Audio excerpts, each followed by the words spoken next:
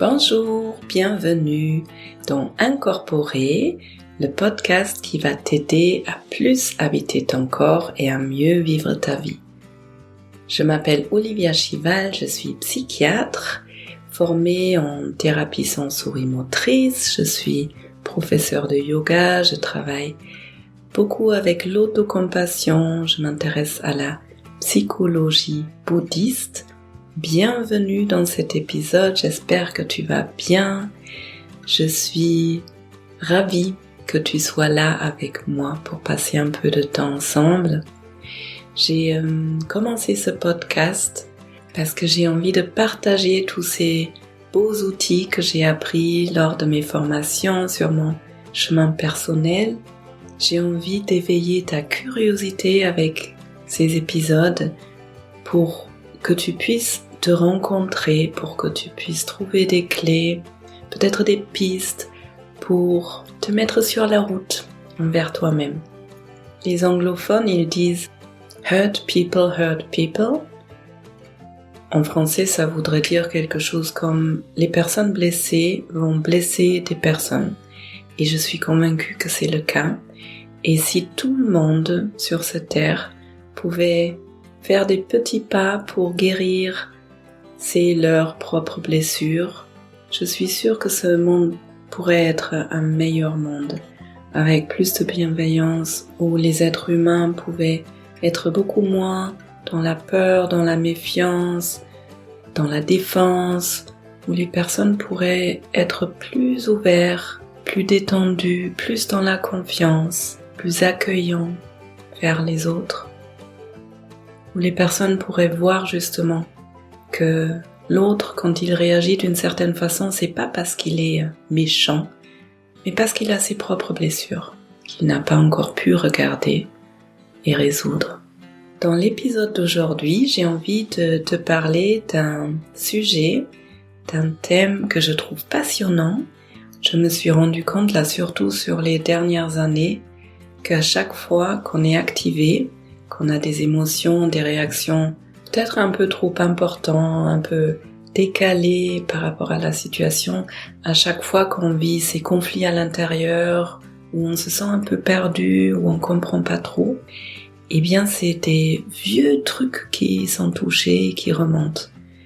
On a, je pense tous, déjà vécu des situations où quelqu'un nous énerve et où on n'est pas d'accord avec l'autre, c'est la faute de l'autre, pourquoi il est comme il est, au lieu de regarder chez soi-même et de se poser la question, mais qu'est-ce qui se passe là à l'intérieur de moi? D'où elle vient cette réaction? Parce que c'est jamais l'autre en fait. S'il y a une activation, à part dans les moments où je suis réellement en danger et où mon système nerveux s'active à juste titre, parce qu'il faut que je pose des actes pour me remettre en sécurité. En dehors de ces moments-là, à chaque fois qu'il y a une activation, et quand je dis activation, je veux dire des émotions qui sont là, le corps qui se crispe, des crises d'angoisse. En général, ça nous amène loin dans le passé, vers une ancienne blessure qui n'est pas encore guérie, qui n'est pas encore regardée, et qui se réactive à ce moment-là. Quand je m'entraîne avec mes collègues en thérapie sensorimotrice, vraiment à chaque fois je suis étonnée à quel point tous ces moments de conflit que je vis ou ces moments où je suis en colère contre quelqu'un, eh ben si on fait un beau travail dessus, ça me ramène souvent à mon enfance ou au moins à des moments de difficulté dans mon passé. Et ça peut se résoudre. Et le truc miraculeux, c'est une fois j'ai pris soin de ma propre blessure, de ma propre part qui a été blessée à l'époque de mon enfant intérieur, peu importe comment vous voulez nommer ça, mais une fois j'ai résolu ce conflit à l'intérieur de moi, eh bien la même situation ne me fait plus réagir. S'il faut, je peux poser des actes, mais je peux les poser de façon tranquille, avec l'espace, et il y a plus cette émotion derrière, ce conflit à l'intérieur, cette colère avec lesquelles des fois je peut poser des actes un peu trop violemment. Bon, j'espère que c'est pas trop brouillon.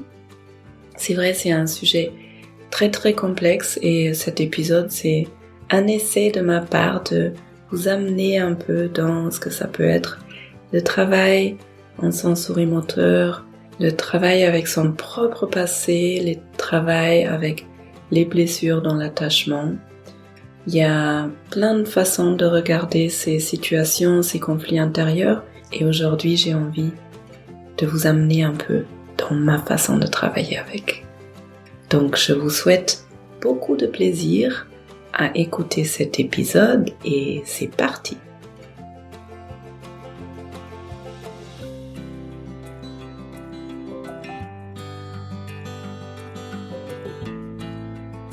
J'ai envie de commencer par vous expliquer un peu mieux ce que j'entends sous activation. Quand je suis activée, quand quelque chose m'active, les anglophones ils disent triggered, il y a un déclencheur qui provoque une réaction en moi. Je peux la sentir, si je suis connectée à mon corps, je peux la sentir dans mon corps. Ça peut être quelque chose qui se crispe ou une température, d'un coup une chaleur ou une fraîcheur, un froid qui arrive. Ça peut être une accélération du cœur, une sensation que quelque chose monte d'un coup comme un volcan en éruption. Et ça peut être un réel signal qu'il y a un danger et qu'il faut que j'agisse. Donc là aujourd'hui je ne vais pas parler de ces situations où le corps t'envoie un signal attention danger, il faut faire quelque chose, mais je vais me concentrer sur les situations où mon corps m'envoie un signal alors qu'il n'y a pas de réel danger. Et souvent on peut sentir ça comme j'ai une émotion qui est trop forte, qui est en décalage avec ce que je suis en train de vivre là. Ou je me sens activée sur le moment dans une situation et encore des heures après, je suis en train de ruminer, je me sens en colère, je me sens pas bien. C'est comme si cette émotion, elle voulait pas passer et ou s'il y a un conflit à l'intérieur. Voilà pour le mot activation que je vais peut-être réutiliser pendant cet épisode. Alors, comme je vous ai dit dans l'intro, quand il y a une activation, il y a souvent un lien avec une ancienne blessure et en général, quand on n'est pas dans le trauma, aussi un lien avec une ancienne croyance qui peut être très très très enfouie, qui peut être très dans l'inconscient, mais qui est activée à ce moment-là. Je vous donne un exemple. Quelqu'un me dit « Tu es complètement nul, tu ne sais rien faire ».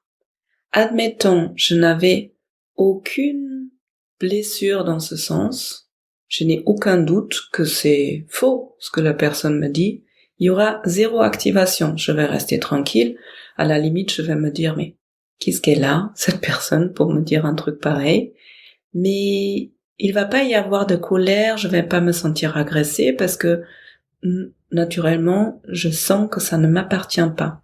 En revanche, si j'ai une vieille blessure autour de ce thème de ne rien savoir faire ou d'être pas à la hauteur, quand quelqu'un me dit cette phrase, tu ne sais rien faire, tu es complètement nul, et ben ça va toucher cette blessure et cette croyance que je me suis faite à un moment donné qui va probablement dire la même chose. Je suis nul, je ne suis pas à la hauteur, je ne sais pas faire les bonnes choses. Et vu que cette croyance, elle est dans mon subconscient, le fait que quelqu'un d'autre me le reproche, ça va activer cette croyance. Et cette activation, je vais la sentir dans mon corps. Donc ici, le problème, c'est pas l'autre. Chez l'autre, il se passe aussi une jolie histoire qu'il a probablement pas regardée pour réagir d'une façon pas très bienveillante comme ça. Mais ça lui appartient. Si là il y a une activation, c'est une opportunité de pouvoir regarder en moi, ok, là, ce que l'autre m'a dit, ça m'active, je me sens pas bien avec ça, Je peux aller à la recherche. D'où est-ce que ça vient? Qu'est-ce qui fait qu'il y a une part en moi qui apparemment croit que c'est vrai? Un autre exemple, ça peut être quelqu'un qui ne me respecte pas.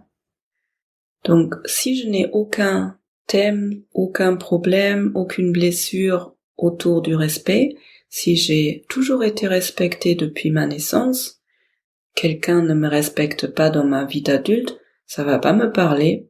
Je vais pouvoir me dire, il doit avoir un problème avec ça. Mais ça va glisser. En revanche, si j'ai vécu des situations dans ma vie où je me suis pas sentie respectée, et si ça a créé une blessure, et ça c'est souvent le cas quand ça arrive tôt dans notre vie, à ce moment-là ça va m'activer. Quand je dis tôt dans la vie, c'est que ces croyances se forment souvent pendant l'enfance.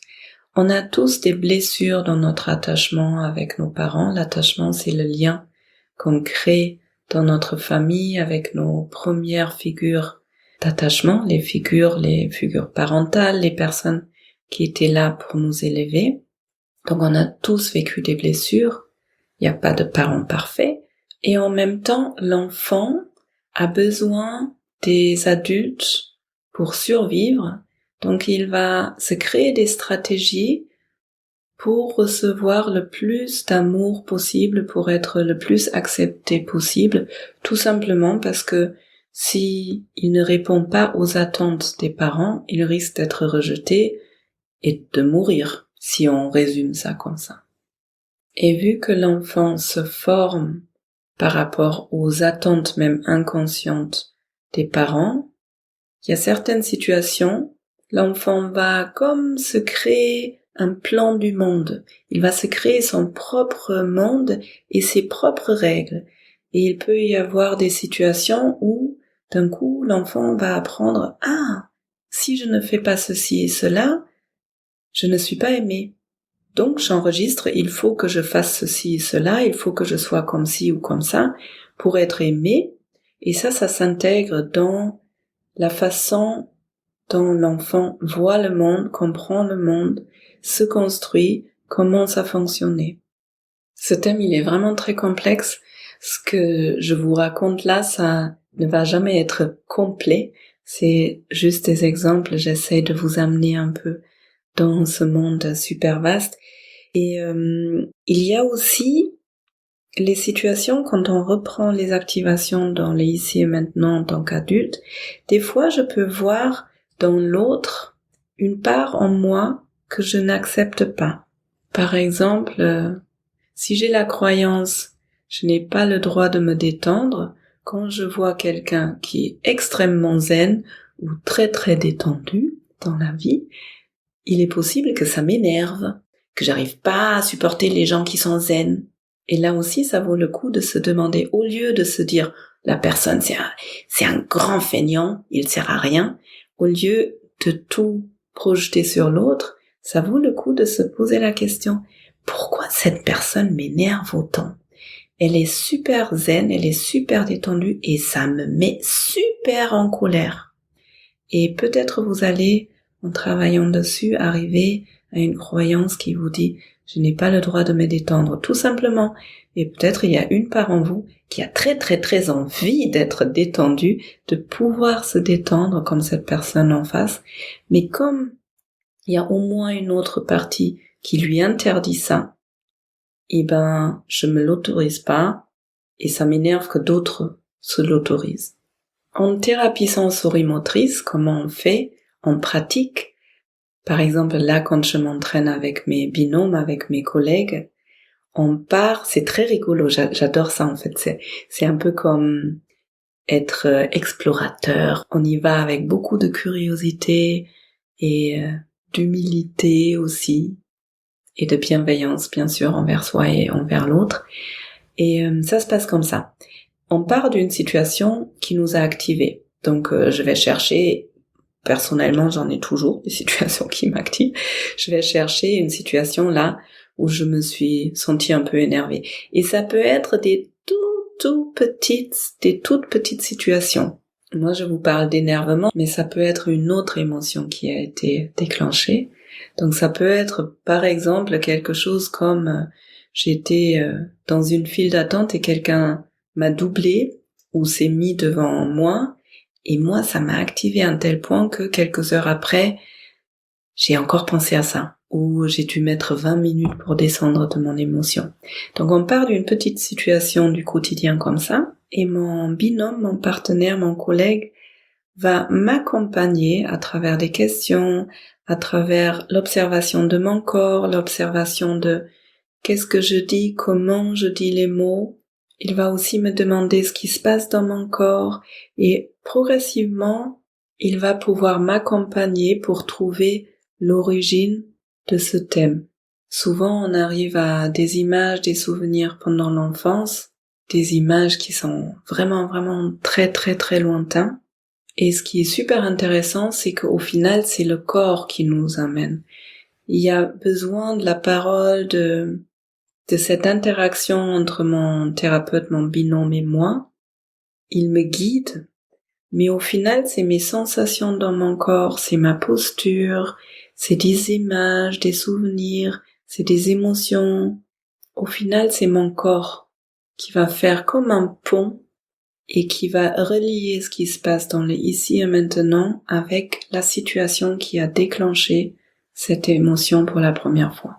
Ça peut m'amener dans des situations avec mes parents, par exemple, ou avec d'autres figures importantes dans ma vie. Ça peut aussi m'amener dans un traumatisme. Il y a des traumas qui sont inscrits dans le corps et qui peuvent provoquer l'activation dans la situation de la personne adulte, et on va pas les traiter de la même façon. Donc là, je vous parle pas de traumatisme, je vous parle des moments où l'enfant a appris quelque chose, a tiré une conclusion d'une situation, a développé une fausse croyance qui influence encore son comportement, ses interactions aujourd'hui. Je vous donne un exemple.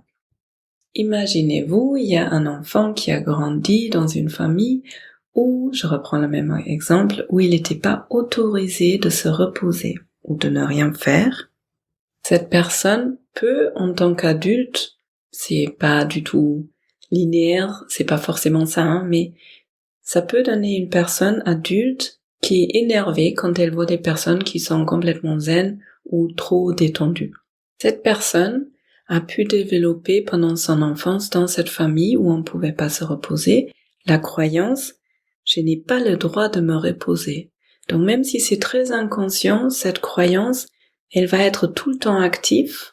Je n'ai pas le droit de me reposer parce que c'est cette croyance, c'est le fait justement de ne pas se reposer qui va permettre à l'enfant d'être accepté dans la famille. Cet enfant va développer une stratégie, par exemple faire beaucoup, faire tout le temps des choses. Cette stratégie pendant l'enfance, elle est super importante, elle est très intelligente parce qu'elle permet à l'enfant d'être bien, d'être accueilli, d'être accepté dans sa famille. Sauf que chaque stratégie a un coût. Et le coût ici peut être par exemple que cet enfant, et plus tard quand on garde cette stratégie jusqu'à l'âge adulte, cette personne ne va jamais pouvoir se reposer, donc elle va être très fatiguée, elle va peut-être faire des burn-out, souvent aller presque jusqu'à l'épuisement. Et le besoin que cette personne a, mais plutôt que cet enfant avait à l'époque, c'est qu'il y a quelqu'un, une personne adulte, qui lui montre et qui lui dit que cet enfant a le droit de se reposer.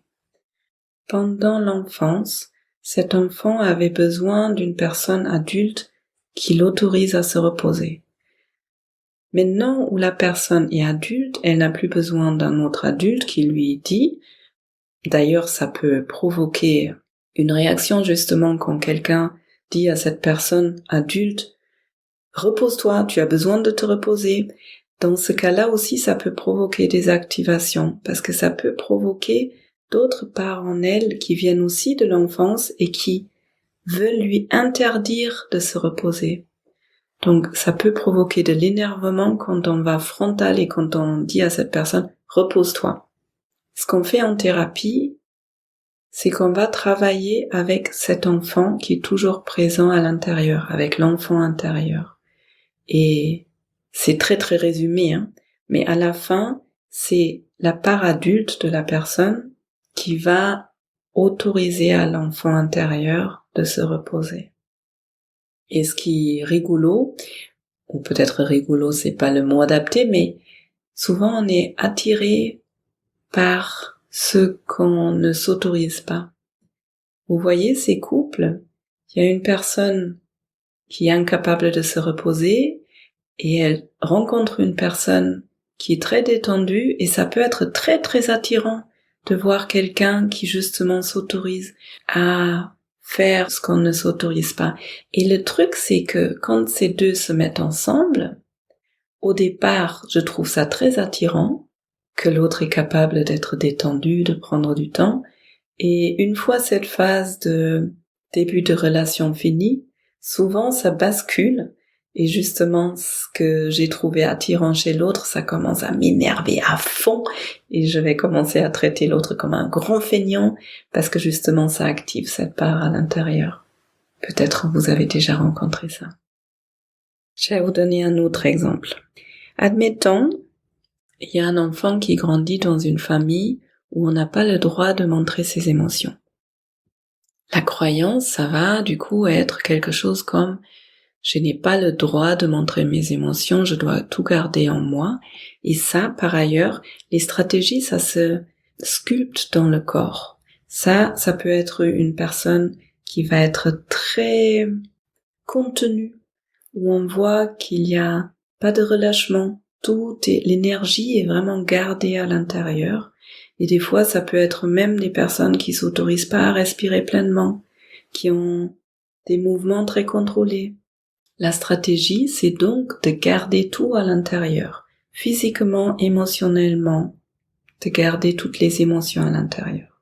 Le coût de cette stratégie, c'est que cette personne, elle ne peut jamais vraiment être elle-même. Elle peut pas prendre sa place. Elle garde tout à l'intérieur. Et le besoin, ça aurait été que quelqu'un permette à cette personne de montrer ses émotions. Le besoin, c'est que cette personne puisse apprendre qu'elle peut être aimée et acceptée comme elle est, entièrement, avec toutes les émotions. Voilà une petite introduction dans le travail avec les troubles de l'attachement qu'on a tous. C'est une invitation pour toi de plus regarder ce qui se passe à l'intérieur de toi plutôt que d'avoir l'attention à l'extérieur sur l'autre. C'est tellement plus riche de se questionner sur mon monde intérieur. Dis donc, c'est intéressant. Qu'est-ce que c'est encore comme réaction? Qu'est-ce que ça veut m'apprendre? C'est un travail qui se fait de cette façon essentiellement en thérapie et en même temps il y a différentes façons de travailler avec ça. Il y a d'autres approches et quelque chose que vous pouvez essayer de faire, c'est quand vous avez une activation, de porter votre attention à l'intérieur, de prendre un moment, de sentir qu'est-ce qui se passe dans le corps.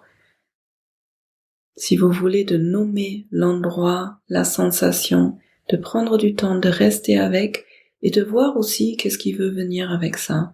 Est-ce que c'est quelque chose qui est familier? Est-ce que je connais cette sensation depuis longtemps peut-être?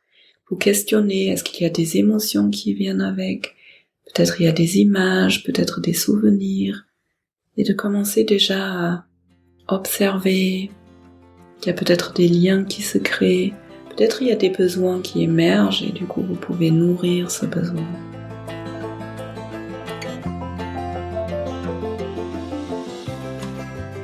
Bienvenue après cet épisode sur ces conflits, sur ces situations, les émotions qui peuvent nous apprendre plus sur nous-mêmes, sur notre propre fonctionnement, notre monde intérieur.